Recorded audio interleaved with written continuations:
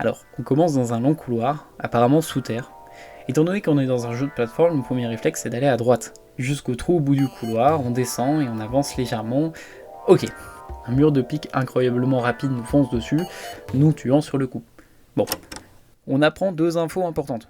Le premier, c'est que le jeu va nous surprendre avec des pièges inattendus, parfois invisibles. Et deuxièmement, la mort est instantanée. En réessayant de passer le couloir, le premier réflexe logique est de se coller à la paroi de droite, étant donné que le mur de pique s'arrête juste avant la fin de sa course, avant de repartir lentement vers la gauche. On arrive au troisième couloir, identique, et de nouveau le même piège, en miroir. Bon, on recommence, la paroi de droite, le mur de pique, la paroi de gauche, le mur de pique, et enfin on arrive au quatrième couloir. Vous connaissez la règle des trois ? C'est un principe en littérature qui suggère que les éléments que l'on présente dans un récit fonctionnent mieux à trois.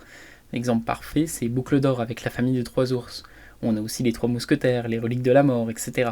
En gros, former une triade permet de créer une dynamique efficace pour le lecteur, comme si 3 était optimal. Dans le jeu vidéo, c'est pareil, beaucoup de mécaniques ou éléments narratifs fonctionnent par 3. Sauter 3 fois sur la tête d'un boss pour le vaincre dans Mario, les 3 pierres à récolter au début d'Ocarina of Time, les 3 sauts de tunique, le triangle des armes de Fire Emblem, les 3 lanes des MOBA, les émotions de masque dans Clair Obscur, et ainsi de suite. Alors, quand on s'aventure dans le quatrième couloir et qu'on attend l'arrivée du piège, il se passe ça. Il arrive par derrière.